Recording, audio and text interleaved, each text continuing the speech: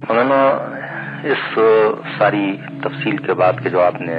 حضور نبی کریم علیہ الصلوۃ والتسلیم کے نظام حکومت کے بارے میں ارشاد فرمائی ہے، آج کے دور میں آدمی کے ذہن میں یہ سوال پیدا ہوتا ہے کہ آج نہ تو حضور نبی کریم علیہ الصلوۃ والتسلیم جیسی کوئی جامع شخصیت موجود ہو سکتی ہے، اور نہ آج ایسا کوئی تربیت یافتہ گروہ موجود ہے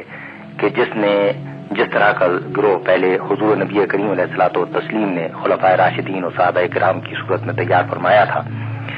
اور نہ وہ اخلاقی تربیت اور وہ معاشرہ موجود ہے کہ جس معاشرے کو حضور نبی کریم علیہ الصلوۃ والتسلیم نے تیار فرمایا تھا۔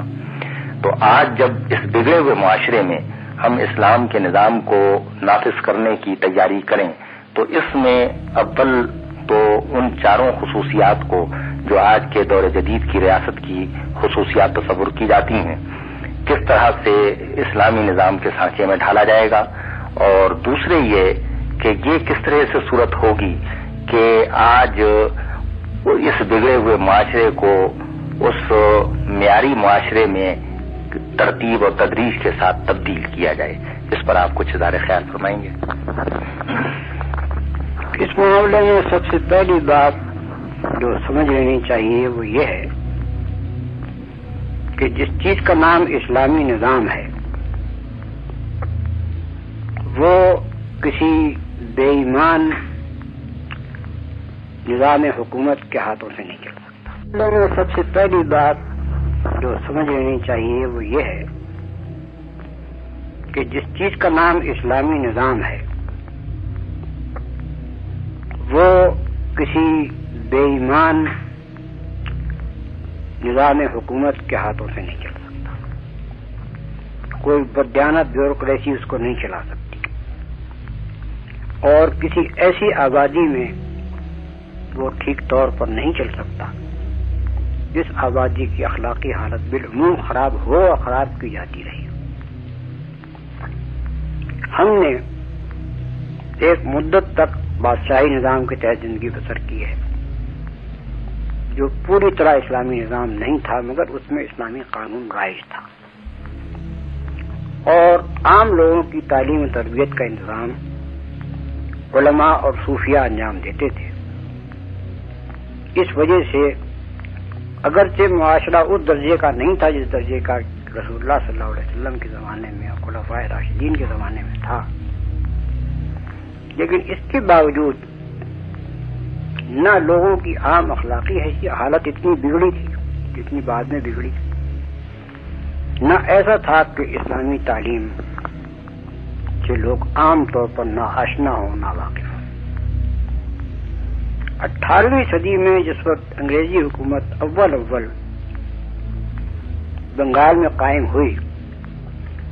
تو اس زمانے کے جو انگریز مصنفین تھے ان سب نے یہ کہا ہے کہ چوری وہاں ناپید تھی، مسلمان سے جھوٹ کی کوئی توقع نہیں کرتا تھا، کوئی شخص یہ خیال نہیں کر سکتا تھا کہ عدالت میں جا کر مسلمان جھوٹی گواہی دے گا، اور عام آبادی مسلمانوں کی لکھی پڑھی تھی، بالکل امی قسم کے اور بالکل جس کو الٹریٹ کہتے ہیں یہ مسلمانوں میں نہیں پائے جاتے تھے۔ یہ 18ویں صدی کے آخر تک ہماری حالت تھی۔ بعد میں جب انگریزی دور آیا تو اس نے ہمارے قوانین کو بدلا،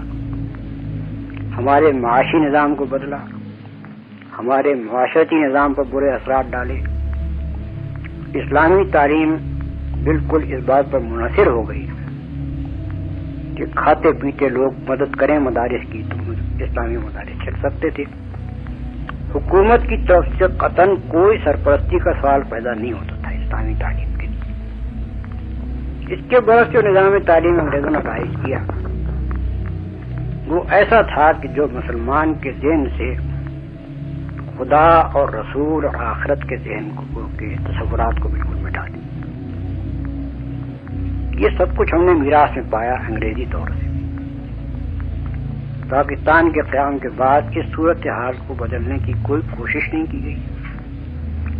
بلکہ انگریزی دور میں ہم جتنے بگڑے ہوئے تھے اس سے زیادہ اس زمانے میں بگڑے۔ اب اگر کوئی اسلامی حکومت قائم ہو تو یہ خیال کرنا کہ وہ چھوٹتے ہی اس مثالی نظام کی طرف پلٹ جائے گا تو اس کی توقع نہیں کی جا سکتی. جو کچھ کیا جانا چاہیے وہ یہ ہے کہ حکومت ایسے لوگوں کے ہاتھ میں ہو جو ملک کے تمام ذرائع اور وسائل کو، ملک کے ذرائع ابلاغ کو،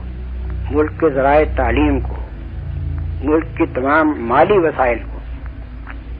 اور انتظامی پالیسی کو اس غرض کے لیے استعمال کریں کہ مسلمانوں کی عام اخلاقی حالت کو درست کیا جائے.